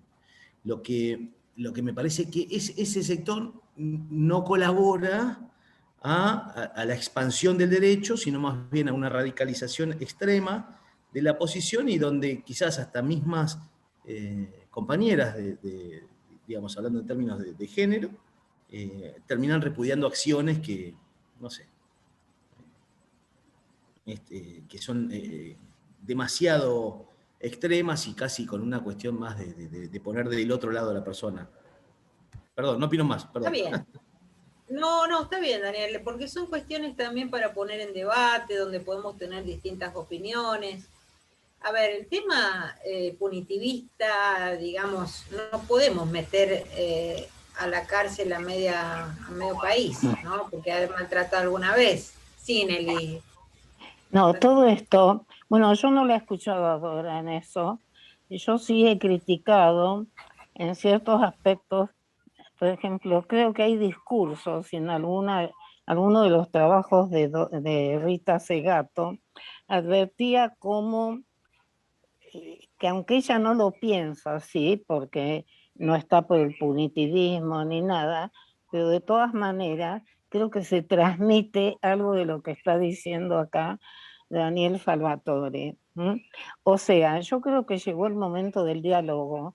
Nosotros no podemos seguir, digamos, elucubrando solas. Efectivamente, hay muchas compañeras que dicen, no, que se destructuren solos. Yo creo que no es así. En el tema violencia, hay alguien que a mí me gusta mucho,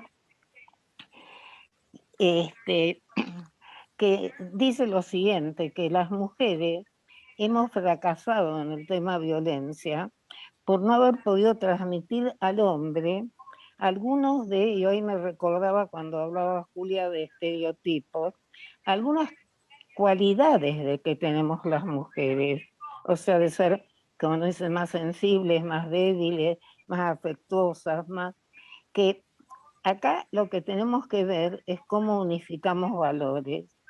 Por eso cuando a mí me hablan de una justicia feminista, yo no contrapongo justicia feminista a justicia patriarcal. ¿Por qué? Porque yo no quiero la hegemonía de las mujeres. Esto me ha llevado, y mañana cuando analicemos algunas leyes, a tener enfrentamientos con algunos grupos, entre comillas, feministas, porque a mí no me interesa una sociedad igual pero dominada por las mujeres. O sea, lo que yo quiero es una sociedad igualitaria, donde todos, niños, cualquiera sea nuestra identidad, cualquiera sea nuestra inclinación, prime el respeto por el otro, la otra o el otro. Entonces, lo que pasa es que nos encontramos a dilemas que vamos a hablar el jueves, muy serios, por ejemplo, en el derecho penal, que tenemos que dar vuelta a muchas normas. ¿Cómo equilibramos el garantismo con la diferencia de cómo tienen que valorarse las pruebas cuando se trata de temas de violencia? ¿Cómo se trata de...? O sea, son cosas que realmente hay que estructurar en la justicia y en el derecho y volver a construir. Pero creo, y por eso me admiro mucho a muchos varones que han fundado hasta un instituto donde están trabajando el tema masculinidades, porque la violencia, las relaciones son de a dos, no hay alguien y el otro aislado del mundo. Entonces tenemos que modificar los conceptos también que tiene el hombre y eso lo tenemos que hacer juntos, ¿no? Por supuesto, Nelly, excelente lo que decís, pero además aclarar que el feminismo no se contrapone a los varones, se contrapone al patriarcado, a la desigualdad, a la desigualdad, no a los varones. Y como pero bien, si no, sí, se da una Nelly. dicotomía terrible. O sea, las mujeres hemos sufrido, nos hemos aceptado ser incapaces como un producto social cultural, y los hombres no. Los hombres también son un producto, si no estamos hablando, en fin, parece el derecho natural. Exacto. ¿Mm? Ahí en el slide 30 hay también un video muy bueno. Les recomiendo ambas cosas. Está esto de Connell, cuando se llamaba Robert. Hay un escrito que habla sobre las masculinidades, y también van a encontrar ahí mismo un link sobre masculinidades muy lindo para trabajar, que es de la iniciativa Spotlight, que se los recomiendo porque da un poco una mirada concreta sobre esto que estamos discutiendo. Bueno, yo me despido hasta el Nelly. jueves, perdóname, Julia. Ha sido un gusto compartir. Bien, algo para preparar. Seguimos. Bueno, después vemos. Muy bien. Chau, Nelly, gracias por estar. Chau. Gracias por no, estar. por favor, nos hablamos. Un cariño. Bueno, una divina Nelly, una gran militante con sus 92 años, casi 93, nos está acompañando, y su cabeza tan lúcida. Bueno, esto de las masculinidades también, y la importancia que tiene, primero sabemos que no todos los varones son iguales desde el feminismo, y que necesitamos de los varones en forma urgente en este camino por la igualdad. Es muy necesario contar con compañeros, varones, cis, con todo el mundo, pero por supuesto con aquellos que, y por eso yo le quería preguntar a Daniel, no sé si anda o ya se fue, o si algún varón quiere contar. Bueno, ¿cómo ha sido esta etapa tuya en lo personal, de trabajo home office? ¿Cómo han distribuido las tareas en casa? Porque lamentablemente el home office y la presencia de ambos no alivió en la mayoría de los casos a las mujeres de las tareas de cuidado. Quería saber cómo había sido, qué te había pasado a vos, o si a otro varón quiere contar. Es un tanto complejo, porque a mitad de la pandemia me separé, pero bueno. También pasó. Más allá de eso, ese es un punto en particular. Por ejemplo, cuando yo convivía, nosotros teníamos un pacto tácito de separación de trabajos, digamos, pero no de separación de trabajos de la casa específicamente, porque yo no creo que eso genere igualdad. Me parece que eso es una cuestión pero ni siquiera secundaria, terciaria. Pero supóngase, yo particularmente, desde que inició la pandemia, estuve solamente un mes en mi casa, y después, por una cuestión de la responsabilidad que tengo acá en la agencia, bueno, desde mayo que estoy viniendo, digamos, constantemente. Nunca corté, digamos, de venir acá. Ahora, cuando estaba en mi casa, yo, por ejemplo, me encargaba de toda la parte de afuera, no sé, cortaba el pasto, limpiaba la zanja, bañaba a los perros, todo eso, y ella se encargaba de la parte de adentro. Yo trabajaba más tiempo, ella se ocupaba un poco más de las chicas, y a veces cuando he charlado con compañeros me decían, no, porque lo que pasa es que no es justo, y yo lo que digo, no es justo que sean... que haya prejuicios respecto de pactos tácitos que se den en determinados sectores, que no implica, ya le digo, o sea, pensar que estar deconstruidos, lavar los platos, me parece una cosa de loco, digamos, que no tiene un sentido de ser. Me parece que tiene que ver con una cuestión de generar esto que usted dice, de igualdad. Ahora, si yo me encargaba de los perros, del pasto, no sé, hockey, qué sé yo... Es economía del tiempo. ¿Cuánto tiempo le dedicaban a las tareas de cuidado tareas Sí. de cuidado un tanto derecho de las personas a ser cuidadas y derecho también uno de cuidar. No es la división, es Sí, sino sí, no, el no, tiempo yo que creo que en cada la uno vida le diaria, dedica. no por eso, pero yo creo que en la vida diaria de una casa hay divisiones de tareas que son tácitas, que uno dice, che, ¿vos querés hacer esto? Bueno, yo hago esto. Uy, pero no me gusta. Bueno, pero no sé, dale, consensuemos. Bueno, una semana. Me parece que eso va por ahí, más allá de que es una cuestión de organización de hogar. Y después, las cuestiones de cuidado que usted dice también difieren dependiendo Cuidados de me cuál sea. refiero no tan solo de cuidado de personas, sino a ir a hacer las compras, lavar la ropa, planchar. No, claro, pero por ejemplo, no sé, desde que yo particularmente, desde que he vivido en pareja mucho tiempo y siempre fui al supermercado yo. Siempre. Siempre, siempre, siempre. Le puedo decir cuánto sale cada cosa hoy, porque sigo yendo, ¿no? También ahora, pero lo que le quiero decir. Te debes Ahora, infartar. yo me pregunto, ¿esto es una cuestión que genere o no igualdad? Digo, ir al supermercado es algo, yo no lo veo ni siquiera como algo primario No, para no, poder el tema analizarlo. es Me no, parece que no, es la una situación complejidad está en otro lado. diferente. La complejidad está en otro lado, la complejidad está en ver, digamos, me parece, y mezclando también, ¿no?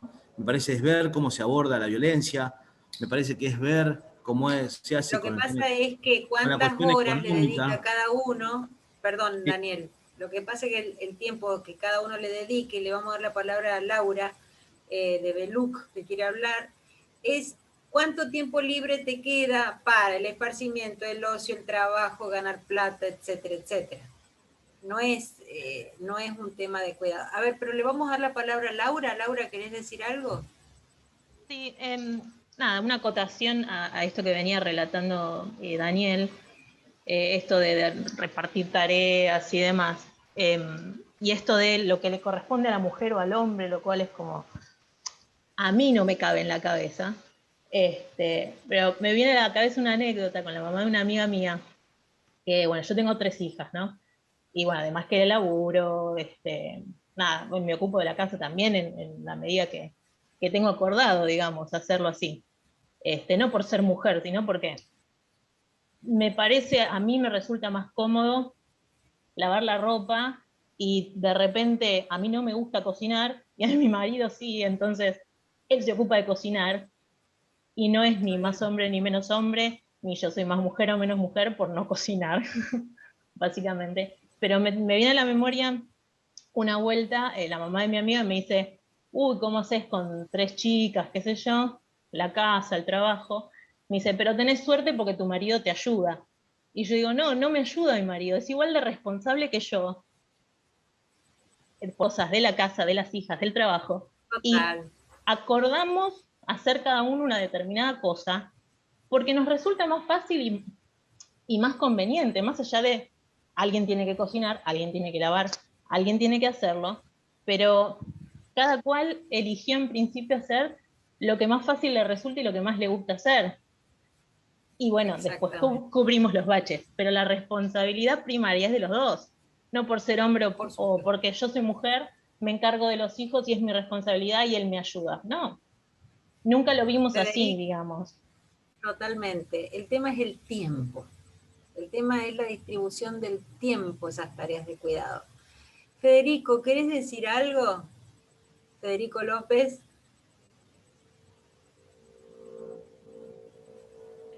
No, estaba también escuchando acá el relato de Daniel y sí, comparto con él que la división del trabajo dentro de la casa, más en estos tiempos, es fundamental, independientemente de lo que estamos hablando. Pero esa a veces, ojo, porque esa división de tareas a veces esconde ideas también o ciertos prejuicios que los Sí, sí. hombres tenemos. Por eso me parece que lo más importante quizás es un cliché, pero todo se soluciona hablando. Me parece que lo más importante es la comunicación y consensuar más que la división de las tareas, que obviamente es importantísimo, es si realmente una persona se siente a gusto con determinada tarea, porque por más que la lucha fundamental o la lucha central no esté, obviamente, en la división de las tareas de la casa, se empieza por las pequeñas cosas y me parece que ahí es muy importante también que como sociedad empecemos a ver en estas pequeñas cosas dónde se esconden los prejuicios, eh, Los porque estereotipos. los estereotipos, exactamente. Después, obviamente, que hay cosas mucho más importantes, ni hablar, como decía Daniel, también el tema de ver, bueno, cómo se puede hacer para bajar los índices de violencia que hay en la sociedad. Pero también en estas pequeñas cosas es donde se puede empezar a marcar la diferencia. Eh, qué sé yo, se me ocurrió comentar eso. Está muy bien. A mí me A parece, mí me parece muy bien. perdone, Julia, quería reparar en dos cosas que me No, parecieron no me súper trates de interesantes. usted porque me siento Bueno, vieja. perdón. Quería marcar dos cosas que me parecieron interesantes. Por ejemplo, Laura dijo una cosa que es maravillosa. Ni porque yo lave la ropa voy a ser menos mujer, ni porque él lave los platos va a ser menos hombre. Entonces, digo, en esta división de tareas, a veces es como ella dice, a veces es más cómodo hacer una cosa, no sé, por ejemplo, digo, si a uno le toca cortar el pasto y juntar la caca de los perros, a veces es más cómodo decir, no, hacelo vos, che, que a mí no me gusta. Bueno, lo vas consensuando. Ahora, por otro lado, lo que decía Federico, también es importante y creo que es verdad lo que dice de que se esconden prejuicios, sin lugar a dudas. Pero, por ejemplo, no sé si hay tantas tareas que uno, o digo, hay muchas tareas que uno no decide si le gustan o no. Yo estoy en los grupos de Mami Hockey, porque estoy yo en los dos de las dos nenas, y no es que me copa estar en el grupo de Mami Hockey, pero bueno, qué sé yo, tengo que estar ahí, digamos, no es que me gusta tanto. Y digo, yo creo que en las relaciones o en la forma de llevar adelante una organización de hogar, eh, en tanto y en cuanto no haya un prejuicio o algo que, nada, en esto que dice Fede, que no haya nada extremo, que diga, no, pará, esto no me gusta por tal cosa, tal otra, eh, hay veces que tenés que hacer cosas que no estás totalmente de acuerdo. No sé, qué sé yo con mi nena más chica, cuando iba a baile clásico, iba y la verdad que era un garrón y estaba así todo el tiempo y tampoco me gustaba, pero bueno, qué sé yo. En los tiempos que teníamos acomodados, yo tenía libre esa parte del tiempo, entonces me tocaba a mí. Me parece que va por ahí, digamos, sin correr esto de lo que vos decís de estereotipos o de qué sé yo, pero me parece que va por ahí, que a veces se A ver, confunde, como dijo Laura, que no, se lave los platos o que se lave la ropa y que eso sea o más feminista o menos machista o qué sé yo. Me parece que... no, es que no pasa por ahí. Mi marido cocina más rico que yo. La verdad que es así, a mí no se me mueve un pelo de eso.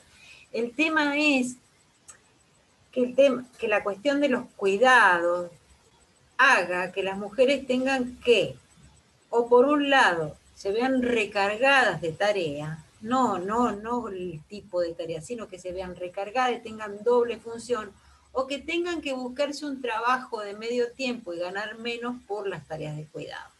Después, a ver, a nadie le gusta cambiar un pañal a un bebé de 1 año y medio que come de todo, ¿no? Pero No, bueno, nos toca pero a ambos. si eso que vos decís, si eso que vos decís es parte de la voluntariedad de cada persona, o de la decisión, o de quizás vivir la maternidad de una manera, no sé. Eso es otra cosa. Y a No, ver, si no, hay una... no, pero me parece que no es otra cosa, que está relacionado, porque vos decís, no, porque las tareas de cuidado tienen que ver con que no quite tiempo, que las mujeres no tengan trabajo medio tiempo. Lo que yo me pregunto es, si eso es parte de una decisión, ¿esto es también juzgado, digamos, desde el feminismo o desde esto? ¿Es juzgado que haya una decisión de parte de una mamá, en este caso, que pretende No, vivir no la sé, maternidad de sus obviamente que niños no. más cerca y decir, che, en el pacto tácito, nada, loco, trabajá más tiempo vos, Está no sé, bien. digo. Daniel, tengo 2 manos levantadas. Vamos a dejar a las 2 Ah, compañeras abiertas. yo me Antes de anoto Paloma para y la otra. después. Exacto. No sé quién estaba primero, pero yo me anoto también. Hay 3 manos levantadas. La primera, no me acuerdo quién es porque no veo bien. ¿Puedo decir algo? Si estamos anotados, con todo gusto. Sí, estaba con la mano levantada. Dale. Un poco como para contestar lo de Daniel, yo hace 20 años que estoy casada Y la verdad que, o sea, si me tengo que remontar a lo que hacía hace 20 años, ahora ha habido una deconstrucción terrible en nuestro matrimonio, y la verdad que tiene que ver con una evolución, tanto mía como ese pensamiento patriarcado metido en la cabeza, que hasta yo misma no me permitía hacer ciertas cosas ni pensar ciertas cosas porque ya estaban instaladas en nuestra cabeza y porque fuimos criados de determinada manera. Y mi marido muchas veces no podía entender un montón de cosas, que no, estas cosas las hacen las mujeres. Y la verdad que desde los 20 años hasta hoy es otra cosa, tanto de los dos, pero fue una construcción, una evolución, que todavía cuesta, porque cuesta y tiene que ver con esto que decías vos, de que también esa cabeza machista no es solamente de los hombres, es también de las mujeres. Y es difícil cambiar eso, no es tan fácil. Y yo estoy feliz de la vida, de que pase esto, estoy feliz de que mi hija con 15 años me enseñe hoy y me haya cambiado la cabeza con respecto al aborto. Estoy feliz de todos esos avances y estoy súper enganchada con seguir avanzando en todo esto. Gracias, Marisol. Paloma. Agarrando el comentario de acá que pusieron, la delgada línea entre voluntariedad y no queda otra, creo que tampoco hay que reducir a que porque en un hogar suceda que, no me acuerdo el nombre del compañero que contaba que la división de tareas, de cortar el pasto, no recuerdo el nombre. Daniel, perdón. Creo que a lo que va el feminismo es que no apunta a esa situación en particular en la que hay una igualdad de tareas. El feminismo busca, y a lo que se refiere toda esta mirada de género, los lentes violetas y demás, es intentar de que en todos los hogares la mujer, que es en el 90% de los, digo 90 porque no tengo un número exacto, pero en la mayoría, la mujer es la que se tiene que quedar en la casa, la mujer es la que está dentro de estos grupos de WhatsApp que se llaman Mami Hockey, no por nada en especial, porque la mamá es la que siempre se tiene que hacer cargo de esos, la mamá es la que se encarga de, reduciéndolo a un mujer-varón, ¿no? La mamá es la que se encarga del Mami Hockey, la mamá es la que se encarga del Mami Fútbol, la mamá es la que se encarga de todas esas cosas, y porque haya un 10% de casos en los que el hombre se encarga de eso, no tenemos que reducir, o sea, no tenemos que decir como que es una conquista. Tal vez hace 10 años el porcentaje era 5, sí, es verdad, pero todavía queda mucho por deconstruir y por luchar, y muchos espacios en los cuales conquistar como mujeres y como mujeres trabajadoras más que nada, no como mujeres madres encargadas de un hogar. Y eso de pensar las tareas y todo eso es parte también de lo que se busca. Guadalupe, quería decir algo. Sí, dos cosas. Uno, metiéndome en estas cuestiones individuales, yo les doy un ejemplo personal del patriarcado en mi familia, que yo soy hija, tengo 5 hermanas más grandes. Mi papá jamás me vino a buscar a la escuela. Nunca. Además de que 1000 otras cosas, ¿no? Pero digo, como realmente no hay que ver el ejemplo individual porque cada uno va a tener una experiencia distinta.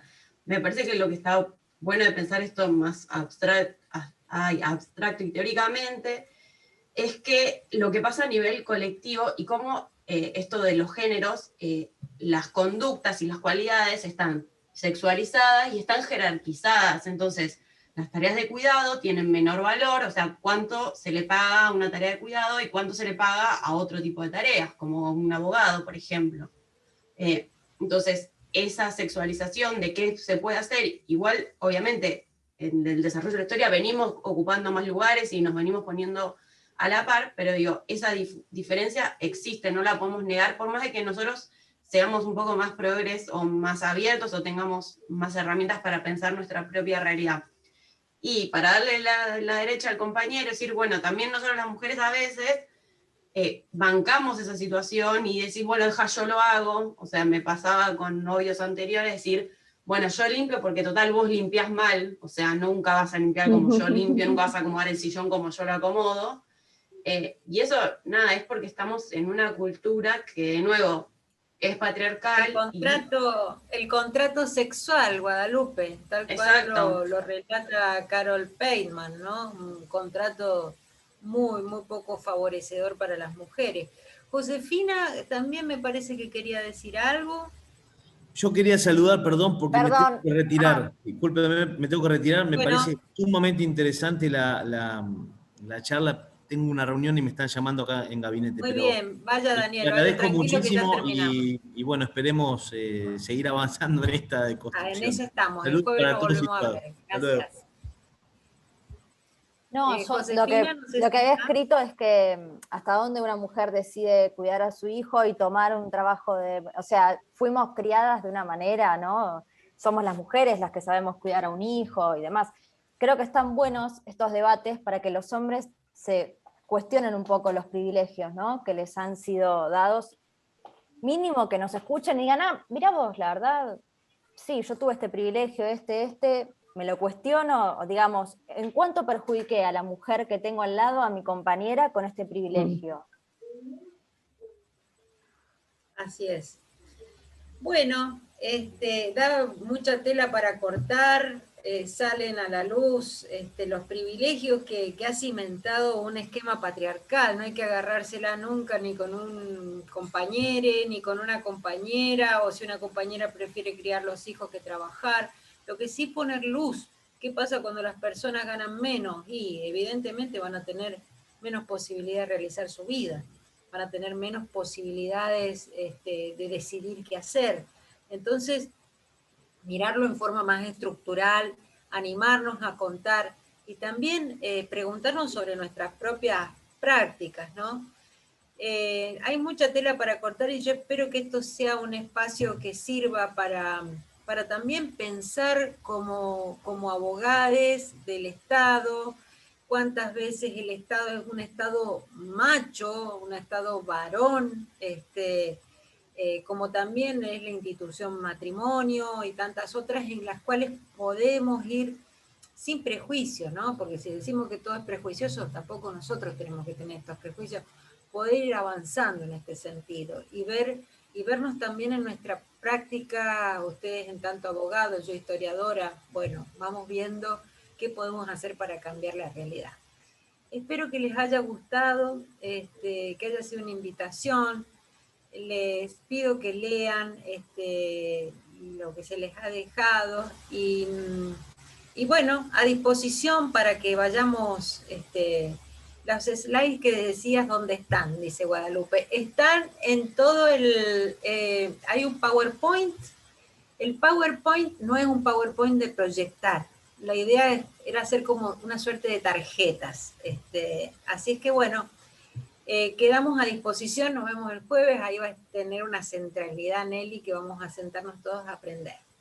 Muchísimas, pero muchísimas gracias por el respeto, por el compromiso para mirar esto, me encantó. Julia, una última pregunta. Había un video que mencionaste que es importante para la clase que viene. ¿Eso está ya compartido? Está compartido, está todo, perfecto. Está todo compartido. Y cualquier cosita, cualquier dificultad lo vemos el jueves, pero lo posible, lo ideal es que vayamos viéndolo primero, pues son divertidos, no duran nada, es una cosa sencilla. Pero además que nos da más herramientas después para el debate y no aburrirse 2 horas. Muchísimas gracias. Gracias por todo. Bueno, muchas gracias Julia, muchas gracias a todos por estar hoy. Nos vemos si Dios quiere el jueves a las 10. Gracias, que tengan un lindo día. Gracias por todo. Suerte. Chau, chau.